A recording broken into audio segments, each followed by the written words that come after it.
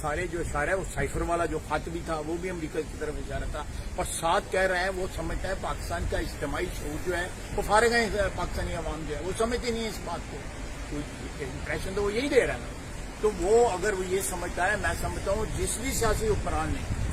عوام کے اجتماعی شعور کو انڈر ایسٹیمیٹ کیا ہے یا اس کی توہین کی ہے، آخرکار وہ خوار ہوا ہے، ذلیل و خوار ہوا ہے۔ اس جو نئی آڈیو ہے اس کے بعد کیا حکومت کچھ ایکشن لینے جا رہی ہے؟ میں آج کابینہ نے میں تو آپ کے پاس ہوں ادھر لندن میں، انشاءاللہ ایک دو روز میں واپس چلا جاؤں گا، لیکن آج کابینہ نے فیصلہ کیا کہ ان کے خلاف کارروائی ہو۔ میں سمجھتا ہوں یہ آرٹیکل 6 کا ایک آرڈی کیس ہے، میرے خلاف آرٹیکل 6 کابینہ نے واحد پاکستانی جس کے خلاف کابینہ نے فیصلہ کیا تھا عمران خان کے کہنے کے اوپر، اور وہ آپ نے بشیر میمن صاحب کی اس میں انہوں نے کار کر دیا تھا اس کے اوپر کیس نہیں بنتا، لیکن یہ تو کیس بنتا ہے،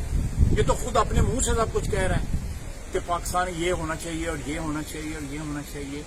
یعنی اقتدار کی ہوس جو ہے وہ بندے کو اتنا زیادہ جو ہے وہ